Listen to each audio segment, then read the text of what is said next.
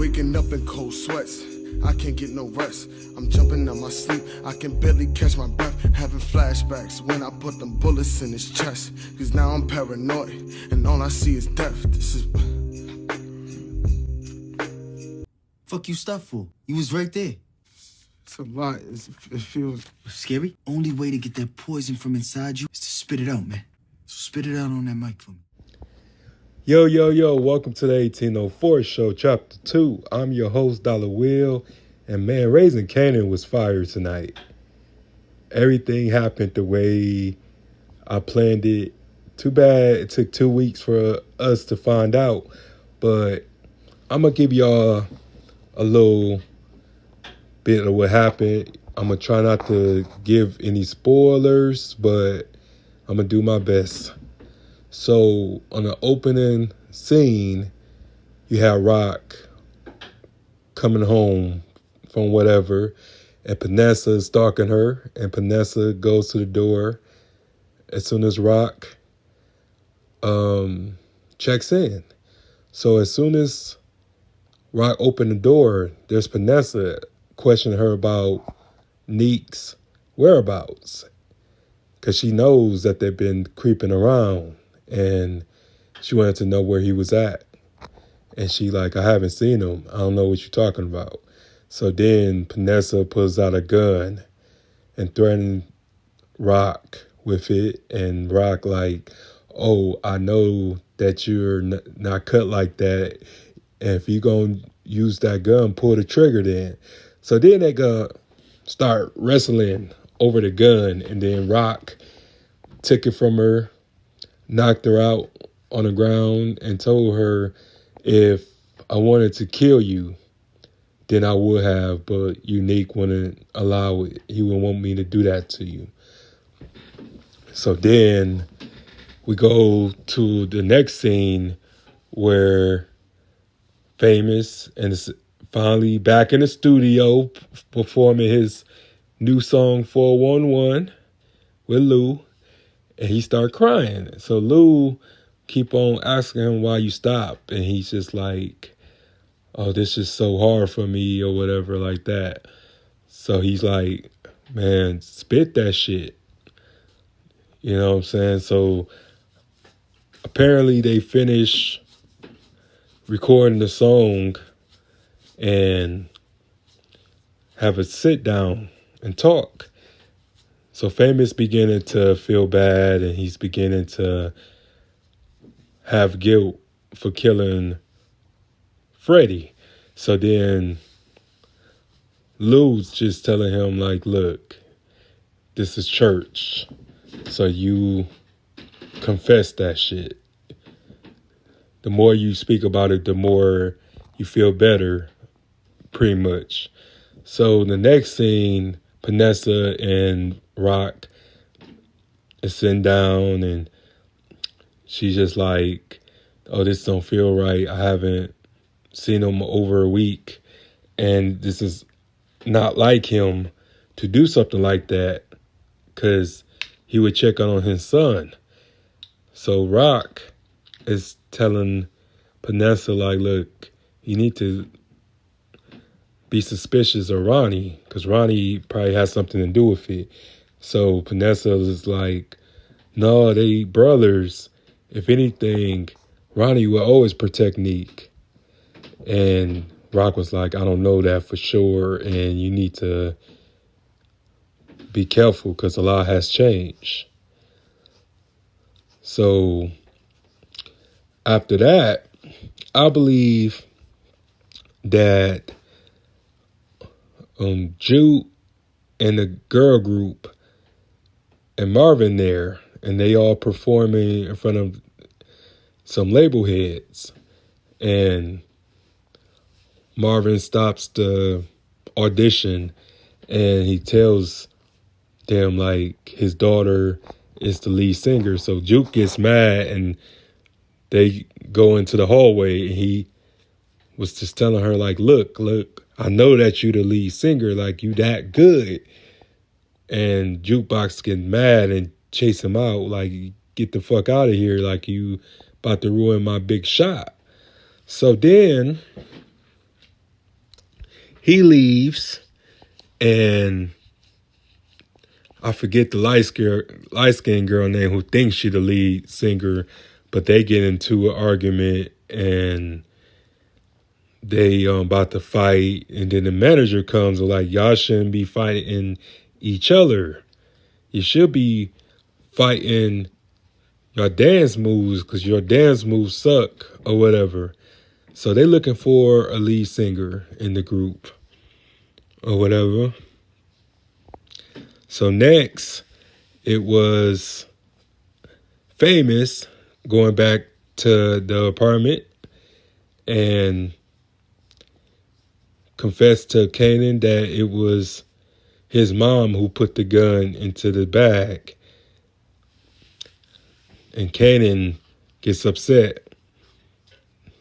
Really got it in Famous' face and told him that if he ever do some shit like that again, he would show him.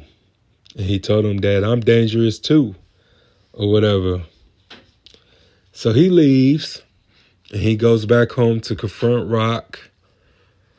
And then the social worker comes over. So they have to act like that they're family in order for Kanan not to be locked up. So before she gets into the door, she hears arguing, and Rock opens the door, and she apologizes for the noise and stuff. So the social worker wants to speak to Kanan by herself before they speak as a family unit. So they go to the other room and speak, and then after that, it's when you have Lou, who's pretty much back on the drinking shit, just wilding and tripping.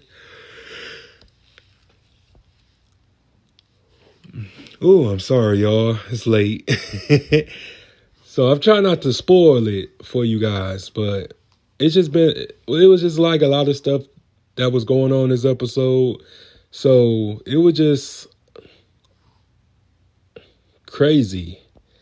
A lot of storylines put together, but my favorite part of this episode was Kanan just standing up for himself on this block, on this corner or whatever, outside a Famous building or whatever. So Ronnie comes up to Kanan and just tell him that you need to be at this party that I'm throwing tonight. And he was like, for what? He was like, you will want to be there. But it's crazy though, because Ronnie just been wilding, you know what I'm saying? He had went and got some work from Priscilla with the money that Neek had and the jury. So Ronnie feeling himself, you know what I'm saying? He finally got that H. Yeah, so he been recruiting Kanan, and I told people on the last breakdown that Ronnie was really impressed with Kanan, just the hustle, ambition that he have, you know what I'm saying? Because he see that Kanan can be a good asset because Kanan got them connects. So I knew that they was going to join forces and that he was going to take them under his wing and stuff because Kanan isn't used to the big shit yet. He just selling marijuana or whatever, but he's going to move up to the bigger drug, and it's just really about time. So they all go to the party, Jukebox, Kanan, and the girl that Kanan trying to get with. And Kanan told Jukebox that he ain't fucking with Famous no more. So he's practically on his own. And Jukebox like, you know, what's going on? And Kanan don't really want to talk about it. He really don't want to tell her. So they get to the party and they playing Kid and Play, Ain't Gonna Hurt Nobody. So it's a nice vibe, you know what I'm saying? Full house. Ronnie, you know what I'm saying, there and shit. And Jukebox is being a little overprotective because she kind of feel like, oh, you don't belong here. You know what I'm saying? What you doing with these old heads and stuff like that? We ain't never seen them before. So Jukebox is really family oriented, you know what I'm saying? Because she like, what are you doing? Like, your mama's rock. And he's like, I don't fuck with her like that. You know, I'm doing my own thing now. So it's a little tension with both of them because she can't control Kanan no more like she did in season 1 because Kanan pretty much grew, excuse me, and Kanan is just practically trying to do his own thing. And she knows that there has been a change in him. And the next episode, I believe that, you know, from the preview, she's going to tell Rock about his new friends and his business and stuff like that. Because I don't think Rock knows what's going on yet. So I think there's going to be a falling out there because she don't like what Kanan becoming. But yeah, Marvin meets with Gil and he asks Gil to write about Jukebox and about the music thing. And so they working on that. And then Howard and Rock meet up at this disclosed location asking about if she heard from Neek. So Rock is pretty much at a crossroad. She was trying to do the right thing. So now she wants to get back into the game, and what she did by the end of the episode. So the craziest part that Lou and Rock ended up meeting at the club, and she was trying to apologize and try to make amends with him, and he wasn't having it. And he told her that it's your fault that I'm carrying all this on me, these bodies and stuff like that, because I was trying to look out for you. And then Rock pretty much gaslights him, was like, well, we grown. Those are your bodies.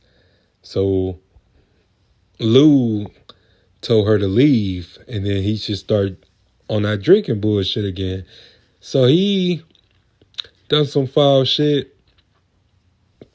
And one thing that you don't do is get drunk and then goes to Scrap Mother's house and tells her what happened. So he pretty much put them on the radar. And it's just been crazy. So I can't wait to see what the next episode holds up. And by the previews, that it's going to get wild. And I can't wait.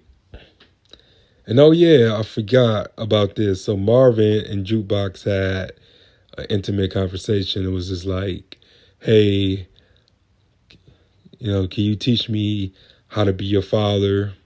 Because I'm still working on it. And she was like, you know, so you want me to teach you how to be my father? And he was just like, yeah, I know that sounds kind of crazy. So that right there, we thought everything was good. Apparently it's not. And the cops, the 2 white cops still messing with Rock, trying to extort her. And then 3, Detective Howard is trying to look up Neek and find out if he's a missing person or not. So it's just a lot of stuff that went on. I know I was all over the place, but it was just a lot of storylines of this particular episode. But I can't wait to find out what happens next. So I'm out, guys. Make sure that you hit like, comment, subscribe to the channel for more Raising Kanan. All right. Peace. Oh, yeah. Like,